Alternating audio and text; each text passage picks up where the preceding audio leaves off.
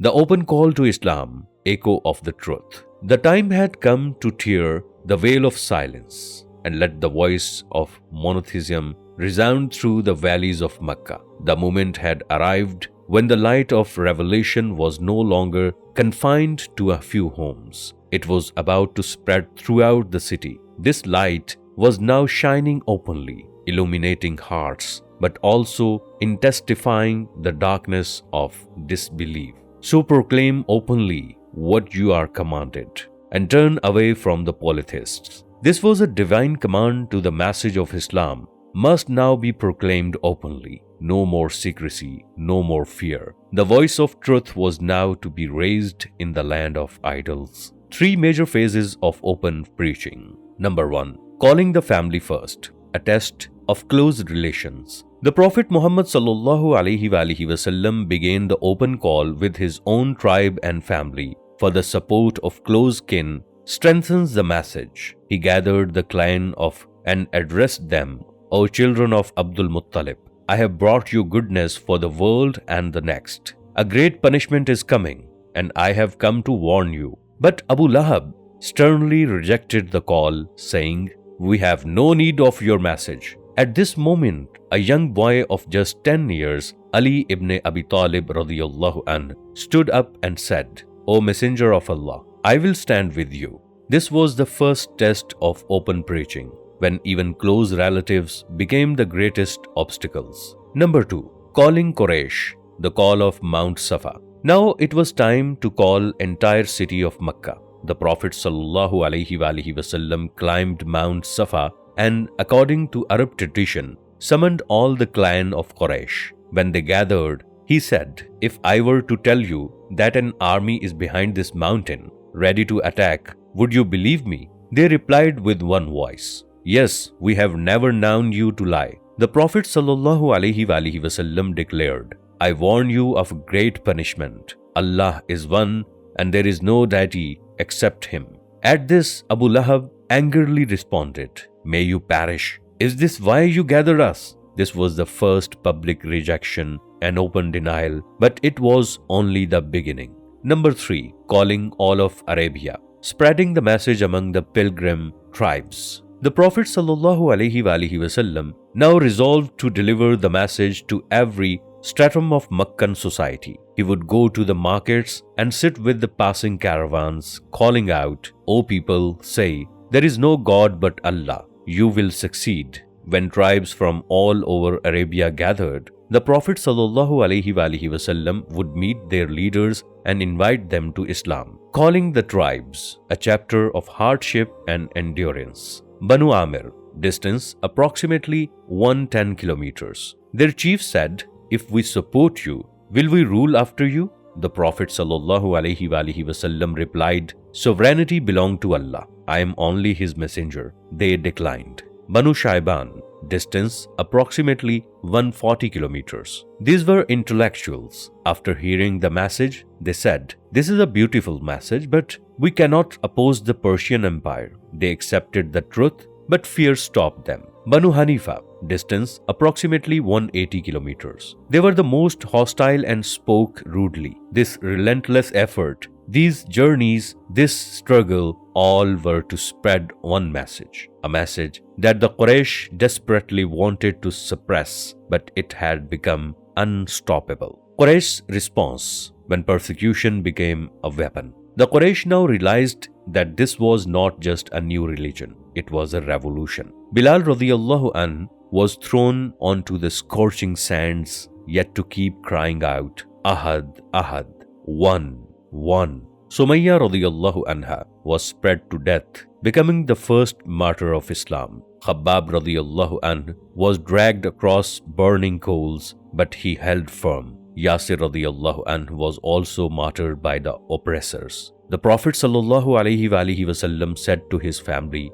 Be patient, O family of Yasir. Your destination is paradise. The migration to Abyssinia, a journey of pain and sacrifice. As the light of Islam spread through Mecca, the worshipper of darkness could no longer tolerate it. Persecution became rampant. Every street, every alley, Every marketplace became a prison for the believers. The Prophet ﷺ now had to find a safe refuge for his followers, and Allah opened the door. Abyssinia, present-day Ethiopia and Eritrea, was then a strong kingdom ruled by a just king, Najashi Negus. The Prophet ﷺ allowed his companions to migrate there because justice prevailed under Najashi and they could live free from persecution. This migration was not easy, but it was the Prophet ﷺ's love for his companions, like a father protecting his children from fire and placing them in shade, that led to this decision.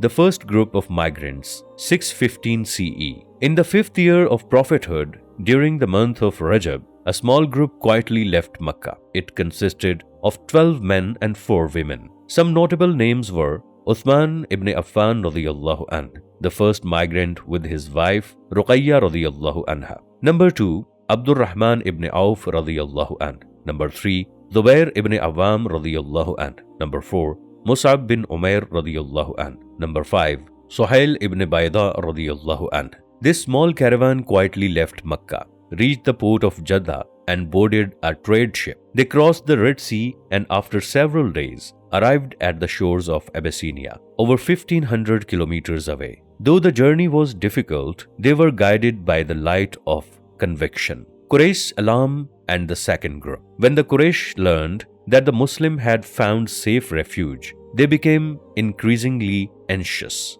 More companions now sought permission to migrate. In the 6th year of prophethood, a second group of 83 men and 18 women set out. Prominent among them were Jafar ibn Abi Talib radiyallahu anh, leader of the group. Number 2, Salama radiyallahu anha, who later became the Prophet ﷺ's wife. Number 3, Abdullah ibn Masud radiyallahu anh, one of the first reciters of the Quran. Number 4, Uthman ibn Mad'un radiyallahu anh. After a long and difficult journey, they reached Abyssinia, where Najashi granted them refuge in his kingdom. In Najashi's court, clash between truth and falsehood. Upon learning that Muslims were safe, the Quraysh sent Amr ibn al-As and Abdullah ibn Abi Rabi'a with valuable gifts to pursue Najashi to expel the Muslims. In the court of Najashi, Jafar ibn Abi Talib radiyallahu anh presented Islam's case. When Najashi asked about the faith Jafar believed, Jafar delivered words that would echo through the history. O king, we were people in ignorance, worshipping idols, oppressing one another. The strong devoured the weak, and we had no sense of humanity. Then Allah sent among us a Prophet ﷺ who taught us to speak the truth, fulfill trusts, uphold family ties, and avoid all evil.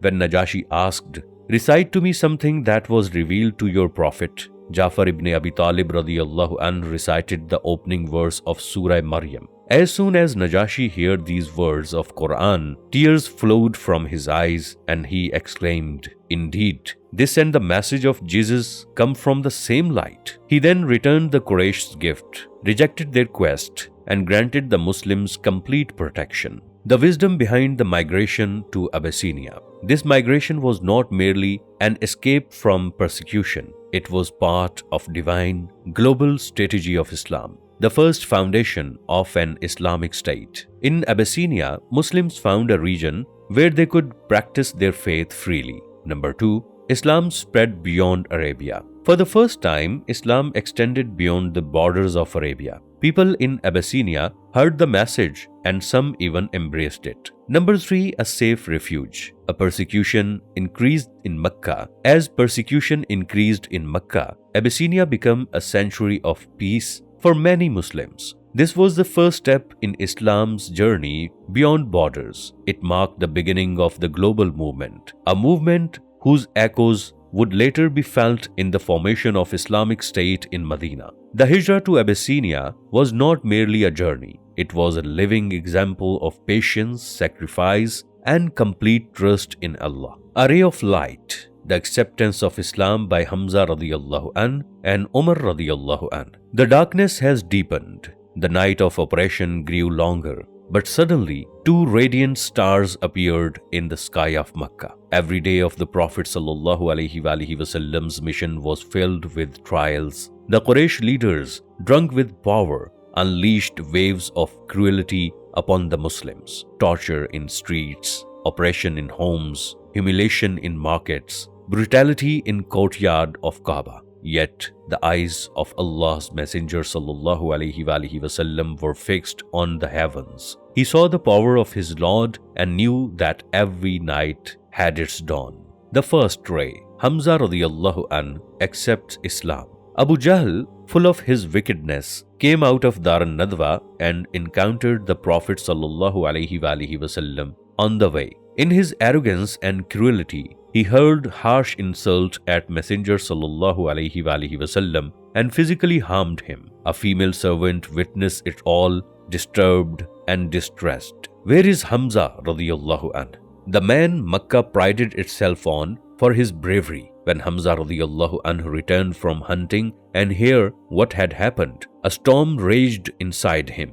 He was a mighty hunter, a warrior, a fierce fighter. Gripping his bow in a fury, he stormed into the haram, marched into the midst of Quraysh gathering and struck Abu Jahl on the head with his bow, declaring, "You insulted Muhammad ﷺ. Know this, I too follow his religion. Do what you will." It was a bold declaration, a courageous decision. Though faith had not yet fully settled in his heart, when he went to Prophet ﷺ and shared what had happened, the Prophet ﷺ prayed for him, and light of guidance fully entered Hamza's heart. Islam now had a new shield, a mighty defender whom even the enemy feared. The second ray, the conversion of Umar radiyallahu an. There was a man in Makkah known for his sternness, integrity, and fearless resolve. That man was Umar ibn al-Khattab radiyallahu an. He was among the strongest of Quraysh. It was said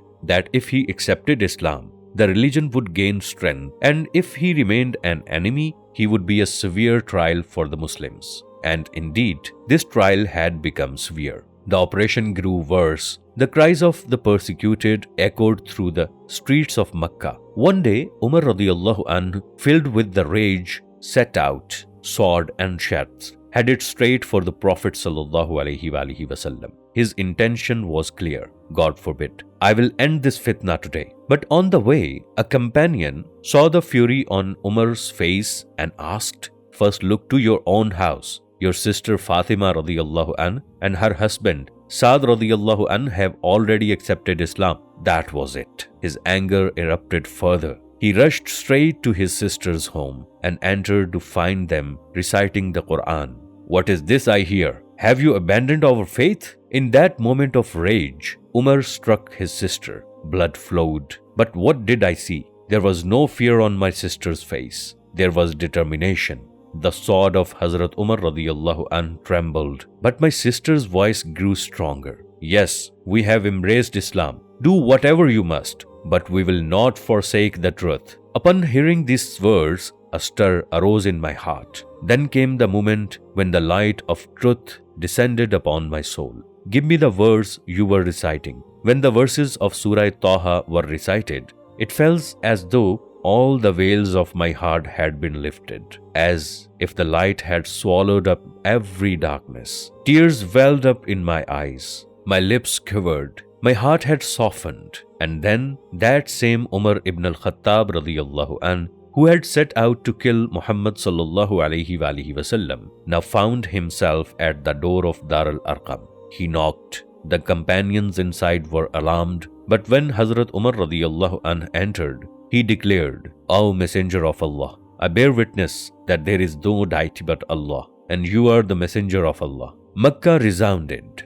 The cries of Allahu Akbar rang out. The power of two lights. The conversion of Hazrat Hamza radiyallahu an and Hazrat Umar radiyallahu an marked a major turning point. Now, the Quraysh realized that Islam was no longer weak. It has gained the support of powerful figures. This was the moment when Muhammad ﷺ had prayed to Allah, "O Allah, choose one of either Umar ibn al-Khattab or either Umar ibn al-Hasham, Abu Jahl, for Islam."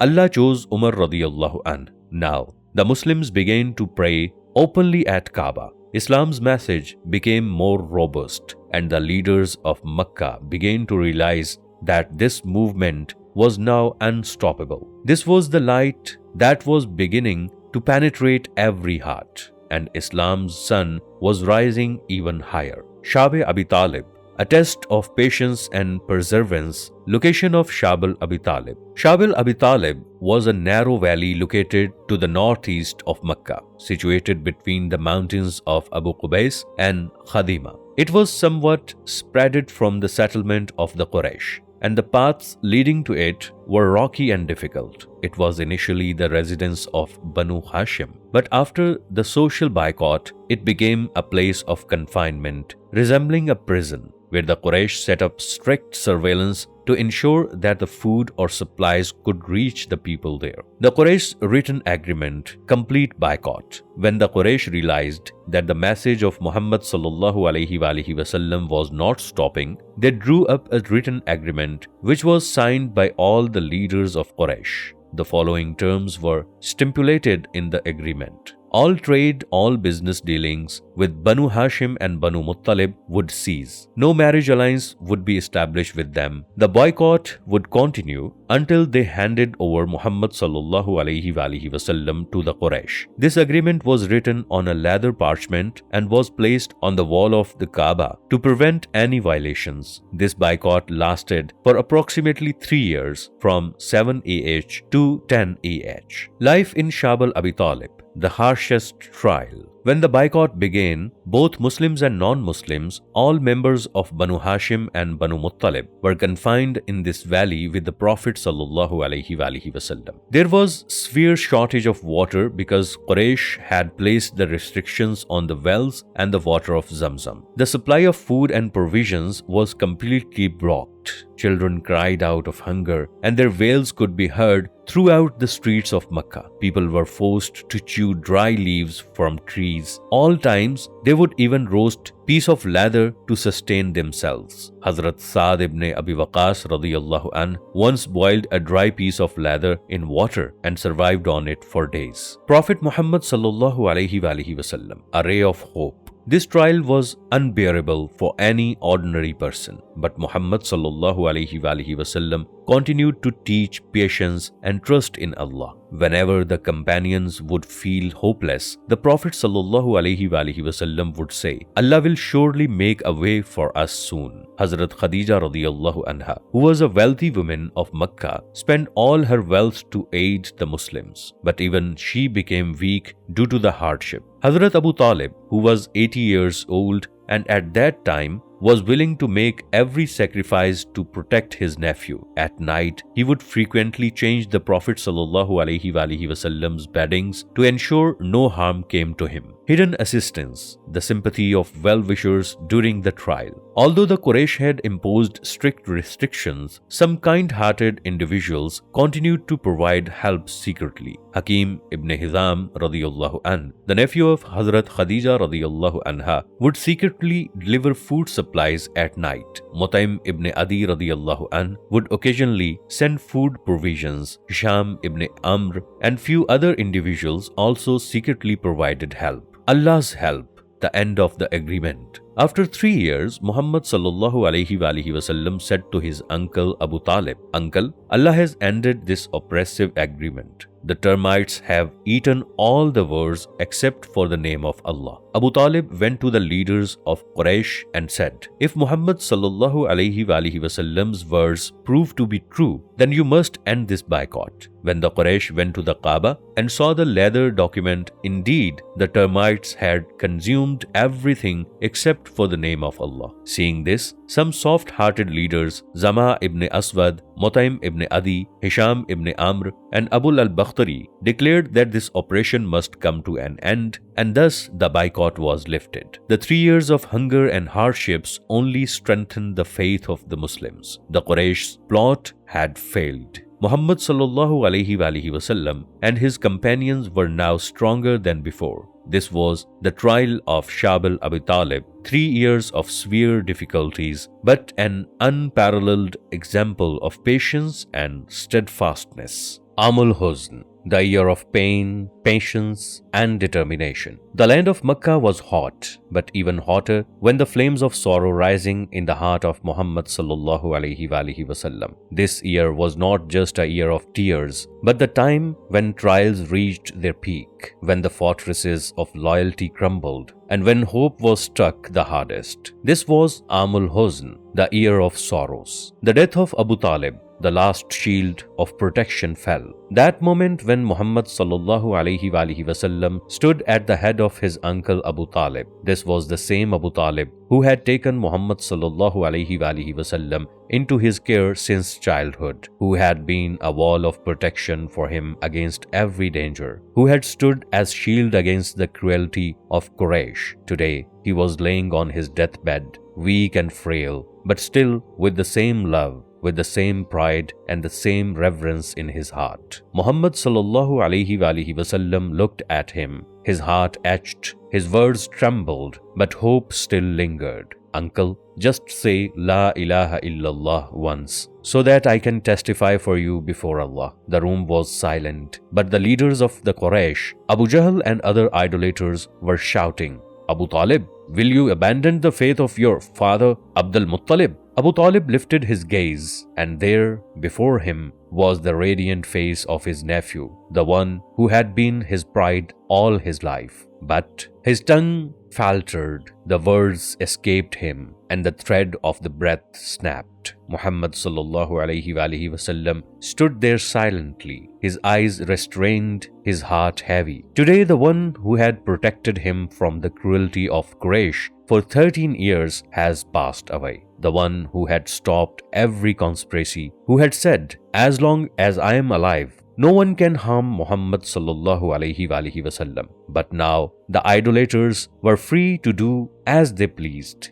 The wave of oppression was about to come, something that had never been seen before. The death of Hazrat Khadija radiyallahu anha, the sun of courage and love, sets. The wound was still fresh when another blow came. The wound was still fresh when another blow came. A blow that tore all the soul, shaking the very foundation of the strength, the one who had been Muhammad sallallahu alaihi wasallam's first support, his first comfort, his greatest helper, Hazrat Khadija radiyallahu anha. She too was leaving this world. She was the one who had comforted Muhammad sallallahu alaihi wasallam when the first revelation came. She was the one who sacrificed her wealth, her comfort, her happiness, all for this faith, all for Muhammad sallallahu alaihi wasallam. Today she was weak, laying on her bed, but her face still radiated the same light, the same love. Muhammad sallallahu alaihi wasallam sat close, gazing into her eyes, but words failed him. Hazrat Khadija radiyallahu anha smiled and said, O Messenger of Allah, I have stood by you my entire life, and now I am leaving, having seen your face one last time. Silence fell.